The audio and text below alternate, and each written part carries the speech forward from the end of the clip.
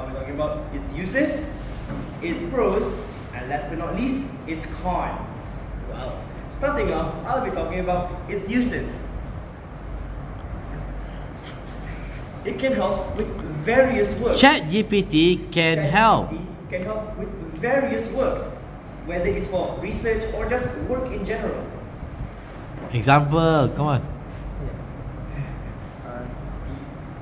For some examples, in case you need to do a math homework you can understand, and there's no one around you that There's can help. nobody. And there's nobody to help you with this work. So why not use artificial intelligence to help you?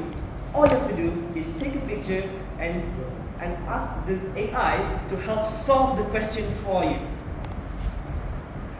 Besides that, it can also be used to overcome the language barriers, whether it's for foreigners or those who just want to study the language in general.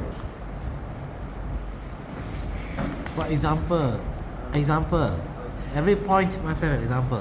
For example, I am currently studying Japanese. But I'm not that good at it. So I use ChatGPT to further my knowledge about its grammar, its vocabulary, and much more. Now, as a result, I'm able to understand the Japanese language even better. yeah. Now, I'll be talking about its pros about ChatGPT. The benefits. The pros are the benefits, yeah?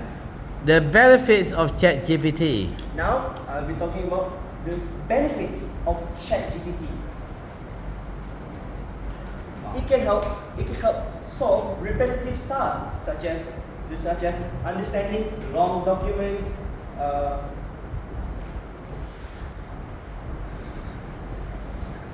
It can help with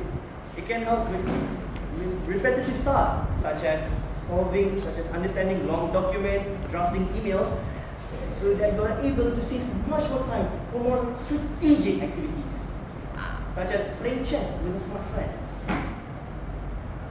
Besides that, it can also. Besides that, ChatGPT can be used ChatGPT can also be used. ChatGPT is also very versatile in creating various tasks. For example, I use ChatGPT just to use for chatting, just to talk with someone. Besides that, I use ChatGPT to solve incredibly hard coding problems, as I have a hard time understanding them. Now I'm talking about the not so good benefit, the cons. The disadvantages. Now I'll be talking about the Disadvantages of ChatGPT.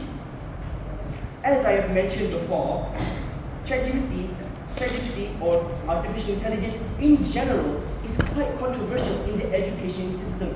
This is because it might cause an over-reliance in the younger generation.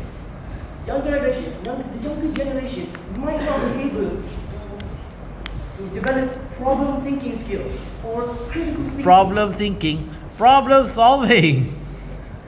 They might not be able to develop problem-solving skills or critical thinking that is needed for the basic life.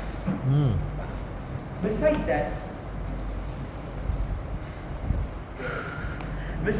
it also has a lack of reliability, as it takes data from multiple websites. And articles that might cause inconsistencies within its answers. For example, last week I tried searching for an article.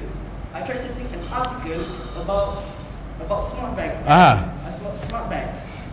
Some articles say it might be good for you. Some articles say it might not be good for you. And when I asked ChatGPT, I asked it multiple times. It said the same thing. Sometimes it's good, sometimes it's bad. In conclusion, How can that be not good? How can that be? How can that not be a good thing? as ChatGPT giving you both sides of the argument. that's not good because That's not good. That's not good.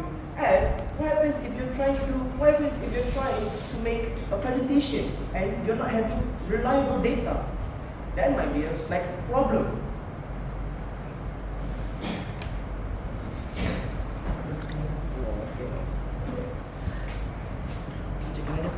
Huh? That's it. No, let's conclude the decision.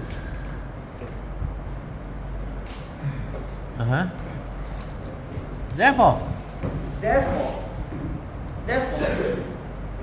in conclusion, there are many uses for ChatGPT. It has its upsides and downsides, but as all things should have. So it's up to you, the audience, whether to be left behind in the past or bring upon the life of artificial intelligence. Thank you very much. That's all from me.